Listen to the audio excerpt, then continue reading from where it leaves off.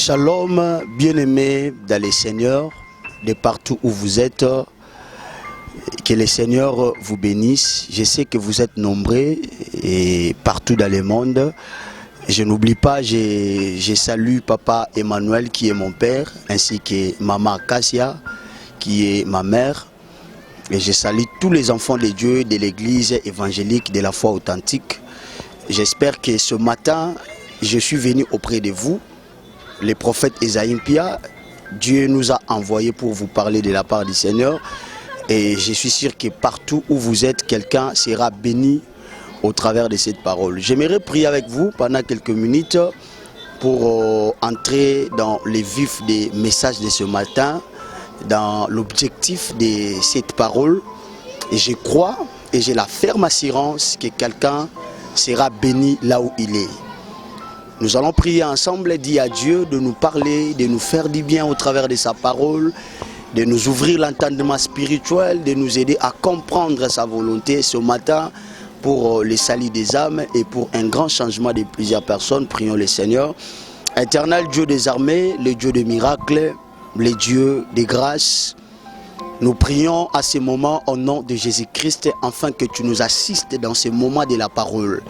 Et que chaque personne qui est dans sa maison, chaque personne qui est au lieu de travail, peu importe quel ce qu'il fait, laisse que ton esprit et que ta parole prennent possession dans sa vie et qu'il comprenne ce que nous allons parler ce matin ou le midi ou le soir, je ne sais pas pour d'autres pays.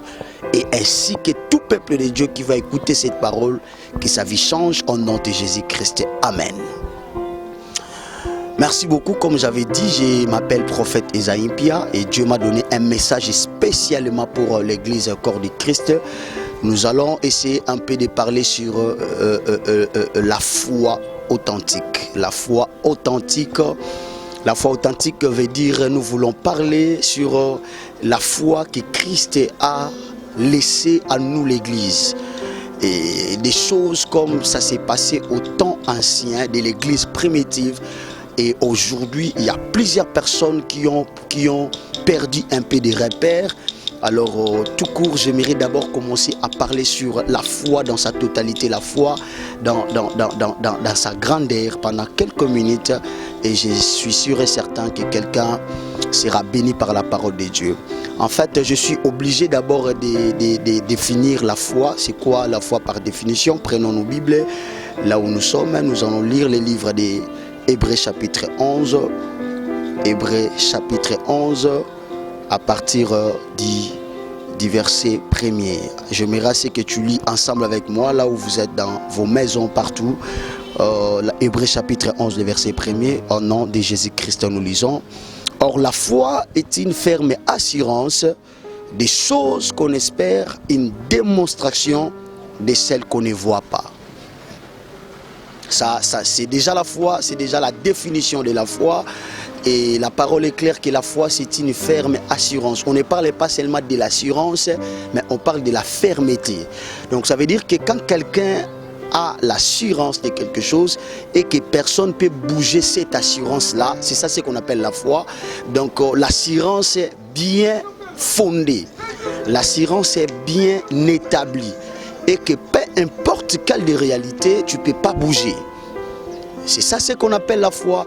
Et une ferme assurance, et la parole de Dieu est claire, assurance c'est espérer à quelque chose, donc s'attendre à voir quelque chose. Et ce ne se limite pas seulement à attendre, mais tu poses aussi des actes qui correspondent à ce que tu espères. Vous allez comprendre pendant que nous allons commencer à expliquer. Et encore, la parole de Dieu est claire pour dire que les choses que tu veux là, c'est ça derrière le mot, les choses que tu veux là, ça doit être non plus ce que tu possèdes déjà, mais ça doit être des choses que tu n'en as pas, mais dont tu fais voir aux gens que tu en as. Donc la foi veut dire vivre dans l'avenir, mais au présent. Faire des choses de demain, mais aujourd'hui. Faire des actes, des choses qui vont arriver, mais tu les démontres déjà aujourd'hui. Et le problème est que Marc 19:8, j'espère qu'il y a une parole qui dit qu'au commencement, cela n'était pas ainsi. Ça veut dire quoi? Aujourd'hui, nous voyons les gens mettre leur fondation ou soit leur espérance, mais un peu compliquée. Ils posent, mais ils posent mauvais. Car derrière chaque espérance, ça doit y avoir des résultats à poursuivre. Et comme nous sommes les enfants de Dieu, nous sommes les chrétiens, j'aimerais vous dire exactement et puis clairement que dans la vie, il y a d'autres choses que tu peux espérer, il y a aussi d'autres choses que tu ne peux pas espérer.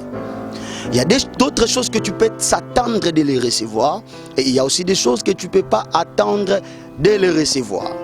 Et le mal est que si tu es un enfant de Dieu et que tu t'attends à recevoir des choses peut-être qui ne va pas donner gloire à Dieu ou soit qui va t'amener à l'apostasie, Dieu peut aussi bloquer la porte pour que tu ne les reçoives pas de peur que ton âme soit perdue.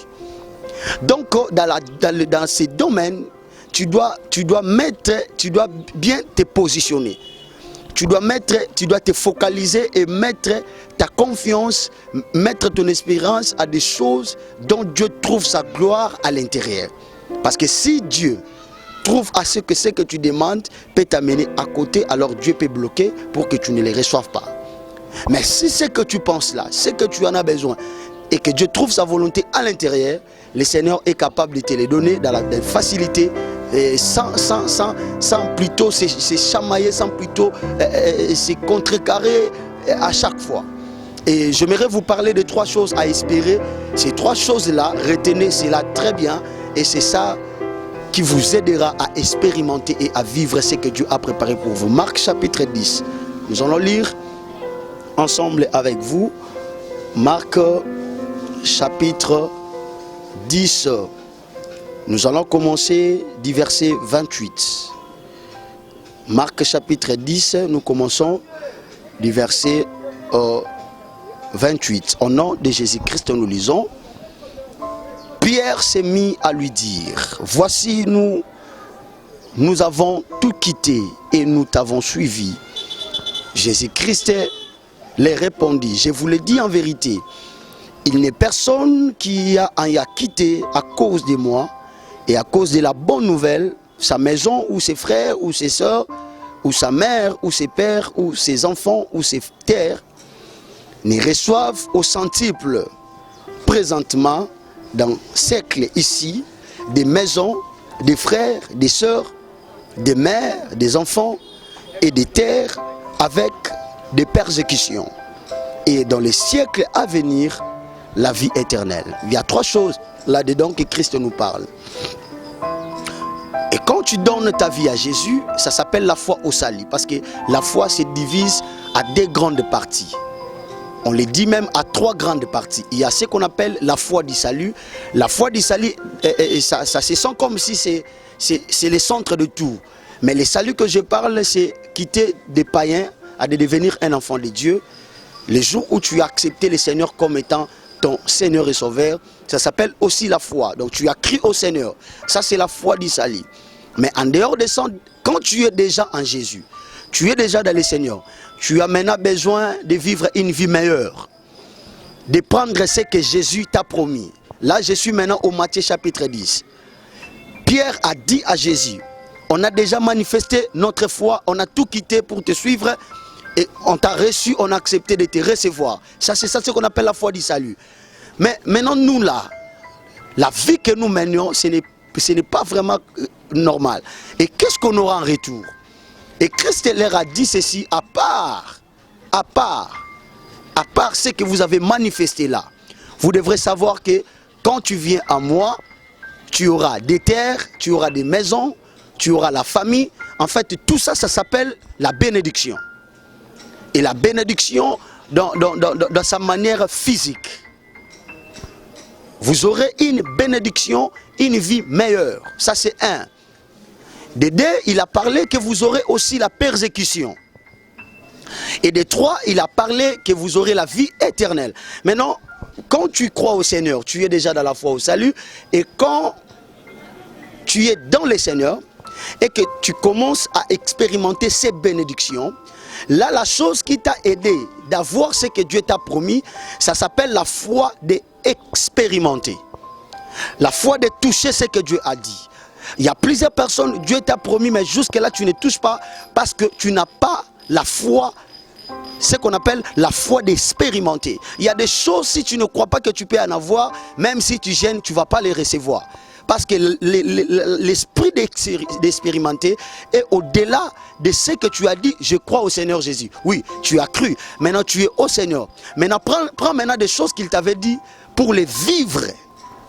Là, maintenant, ça te demande ce qu'on appelle la foi d'expérimenter. Croire que je peux l'avoir. C'est ça maintenant l'espérance. Donc, tu espères à quelque chose que tu n'en as pas, mais tu es sûr et certain que je vais me marier. Je vais acheter des parcelles. Je veux, tout ça. C'est dans la foi.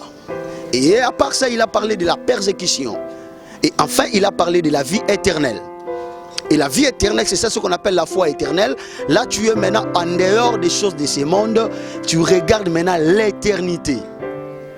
Et j'aimerais rentrer maintenant dans la persécution. Parce qu'il y a des maisons, ce qu'on appelle bénédiction. Il y a la persécution et il y a aussi la vie éternelle. Il y a trois choses ici, là-dedans.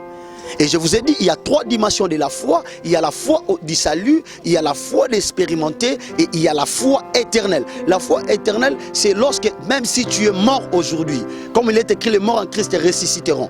Même si tu es mort aujourd'hui, mais comme tu as disparu en Christ, comme tu es mort dans le Seigneur, sache très bien que cette foi-là est transformée à la foi éternelle. Là, tu seras enlevé, tu seras à la gloire du Père ensemble avec le peuple de Dieu, parce que tu croyais qu'un jour je serai là ensemble avec le Seigneur. Et en fait, j'aimerais rentrer pour parler de la persécution et nous allons terminer là.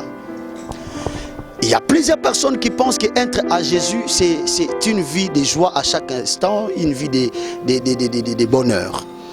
Or, Christ lui-même a dit que celui qui veut me suivre, qu'il porte sa croix. Plusieurs enfants de Dieu ont abandonné Jésus aujourd'hui à cause de la persécution.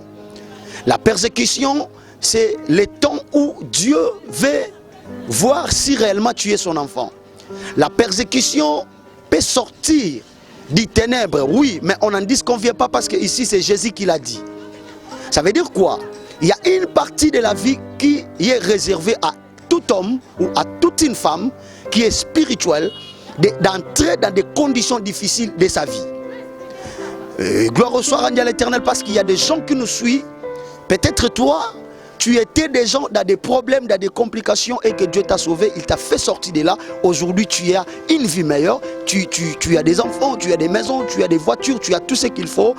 Là, ça s'appelle une bénédiction que l'Éternel t'a offerte au moment où tu es sorti déjà de la persécution.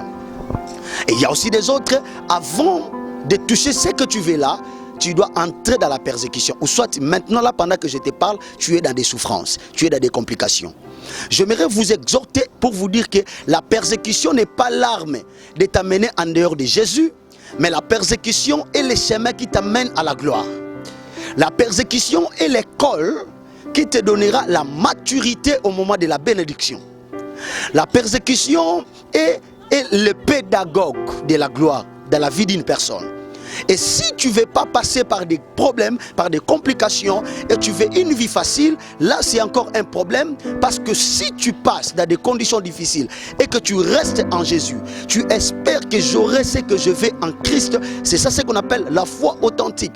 Donc tu souffres, mais dans la souffrance, tu crois que moi je serai enlevé, tu crois que moi je vais toucher, tu crois que moi je verrai la gloire. Et quand tu es dans cette dimension-là, c'est là où Christ maintenant dira aux apôtres, dira au peuple de Dieu, dira aux disciples que quand tu quittes toutes choses, tu viens à moi, tu auras tout ce qu'il faut. Mais parmi des choses-là, il y a aussi ce qu'on appelle la persécution. Et les enfants de Dieu d'aujourd'hui, ils ne veulent pas souffrir. Tu ne veux pas payer des prix.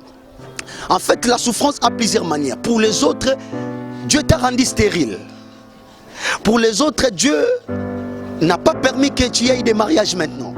Pour les autres, tu cherches le travail et que tu ne trouves pas. Pour les autres, tu cherches tout ce que tu cherches, tu ne le trouves pas. Là, tu es dans ce qu'on appelle la persécution. Et dans la persécution-là, tu dois maintenant espérer que je sortirai de cette vie un jour et Dieu me fera grâce. Là, j'aimerais exhorter à un peuple de Dieu qui me suit. Tu es dans des problèmes difficiles, tu es dans des conditions compliquées. J'aimerais prophétiser sur ta vie qu'après après la souffrance, il y a une gloire qui va arriver dans ta vie. Ne laisse pas de prier parce que tu manques à manger, parce que tu manques des habits. Ne laisse pas le Seigneur à cause de ces choses-là, mais continue à mettre ton espoir à Dieu, continue à espérer en lui, car derrière l'espérance là, c'est ça ce qu'on appelle, il y a une bénédiction qui va t'accompagner. Qui a dit amen très fort. J'aimerais vous assurer à toute une personne qui a passé déjà, tu as déjà passé dans une vie de persécution. Maintenant là tu as tout. Tu manges, tu dors, tu as des enfants, tu as le mariage, tu te sens à l'aise. J'aimerais vous exhorter que sache que ce que tu as là, ça peut aussi se perdre si tu ne les gardes pas. Je reviendrai pour vous parler sur protéger ce que Dieu te donne, la protection du bonheur de Dieu. Mais aujourd'hui, j'aimerais vous exhorter que l'argent, les voitures, des maisons, ce n'est pas ça ce qui est le plafond de la vie chrétienne. Nous ne poursuivons pas ces choses-là. Parce que Christ a parlé de ces choses-là avant, après il a parlé de la persécution, après enfin il parle de la vie éternelle. Ça veut dire quoi? Si tu as tout, tu manges bien, tu dors bien, tu dois réfléchir, tu dois mettre dans ta tête qu'un jour viendra, la trompette sonnera et nous sommes censés d'être parmi les enfants de Dieu qui seront ressuscités et qui monteront dans les airs pour la gloire éternelle. Tu as tout, mais tu penses quoi pour ta vie éternelle? Tu as tout, tu penses quoi pour ta vie spirituelle? Il y a des gens, à cause d'argent, tu as oublié que Dieu existait. Les autres, parce que tu es dans ces pays-là, tu as perdu tout ce que tu en avais. Tu étais sœur quand tu étais quelque part, mais tu es devenu quelque part, tu as tout perdu. Tu es maintenant autre personne en dehors de ce que les gens connaissaient de toi. Et je ne sais pas pourquoi des choses là t'arrivent, parce que tu n'as pas compris que tout ce que tu cherches là, ce n'est pas la totalité. Jésus-Christ est le Seigneur et il a besoin de ton âme, il a besoin de ta vie. Remets-toi à rechercher le royaume des cieux, à mettre ta foi à rechercher le royaume des cieux à la place de rechercher des choses de ce monde. Car tout est éphémère. Bien sûr que oui, Jésus veut que nous vivons dans le bonheur dans cette terre. Mais ce n'est pas ça ce qui est le plafond de la vie. Le plafond de la vie chrétienne, le plafond de la vie de l'homme, c'est la vie éternelle. Bien aimé dans le Seigneur, tu peux manger, tu peux boire. Mais si tu n'as pas Jésus-Christ dans ta vie, c'est zéro. Tu peux tout faire de la vie, si tu n'as pas Jésus, tu es zéro. Il y a des autres, tu as perdu ta vie spirituelle, tu as perdu ta confiance à Jésus parce que tu étais mal entouré. Tu as des amis qui ne t'aident pas, tu as des hommes qui ne te soutiennent pas, tu as des gens qui ne te donnent pas des idées par rapport à la vie chrétienne. Et là maintenant tu es perdu. Je mérite de vous exhorter et de vous demander de se remettre à la volonté de Dieu. Si toi-même tu es faible, cherche des hommes de Dieu, cherche des hommes qui gardent encore l'alliance avec le Seigneur, et le Dieu des cieux vous fera du bien et vous garderez votre foi pour la vie éternelle. En fait, bref, j'aimerais vous exhorter que la foi authentique veut dire poursuivre le royaume des cieux, poursuivre la vie éternelle, mettre ta confiance en Jésus, marcher à la sanctification, marcher à la vie de prière, à la vie de concentration et rechercher à vivre selon la parole de Dieu. C'est ça ce qu'on appelle la foi authentique, que personne ne vous bouge en Jésus-Christ, car c'est lui qui est le sauveur. Que Dieu vous bénisse de partout où vous êtes. Vous avez écouté la parole de Dieu. Élevez simplement vos mains, je vais prier. Mettez vos mains sur vos écrans, je vais déclarer sur vous. Et le Dieu qui nous a appelés, le Dieu de mon Père Emmanuel vous fera tellement du bien en ces jours. Et vous allez témoigner la grandeur de Dieu. Père, au nom de Jésus-Christ, je prie pour ce peuple qui nous a suivis aujourd'hui. Laisse que cette parole prenne place dans leurs esprits et dans leur cœur. Et que la personne qui tombait déjà, Seigneur, descend dans ta gloire et tends ta main et relève la personne. Dieu de grâce, il y a tes enfants qui ont perdu aujourd'hui. Je prie pour eux que tu les prennes encore et que tu les ramènes dans ta volonté. Je prie pour ceux-là qui est faible, fortifie sa vie spirituelle. Je prie pour ceux-là qui n'aiment pas prier. Dieu entre dans son cœur, change son cœur et amène-la à croire en toi et à mettre sa confiance en toi. Je prie pour cette maman-là, pour ces papas-là, pour ces frères ou sœurs-là qui a perdu sa foi, qui a perdu sa vie spirituelle, qui a perdu sa concentration d'esprit. au nom de Jésus-Christ, que l'esprit de sacrifice, que l'esprit de la prière, l'esprit de concentration, je veux dire que le Saint-Esprit de Dieu vous touche là où vous êtes et que le besoin de Dieu s'augmente encore une fois de plus. Au nom de Jésus-Christ, j'ai ainsi prié avec la foi. Nous disons Amen. Mes salutations à la famille et au couple pastoral Emmanuel ainsi que Maman Kazia qui sont mes parents. Je les respecte beaucoup. J'ai dit merci et mes salutations à l'église évangélique de la foi authentique Paris. Et j'ai dit mes salutations à tous mes enfants qui nous ont suivis. Je vois Christelle Moujinga, je vois que Clara, il y en a beaucoup. Il y a des Alida là où vous êtes. Je vous salue, Papa Willy et Papa Trésor. Que Dieu vous bénisse et j'ai dit merci à celui qui a pris le temps de nous filmer, de nous mettre des images comme il faut. On l'appelle Emmanuel et là où il est, je les salue aussi et que Dieu vous bénisse prochainement et que vos maisons et que vos activités et que tout ce que vous allez faire, que ça soit au centre de Jésus car il t'aime et il a besoin de vous. Que Dieu vous bénisse. Merci.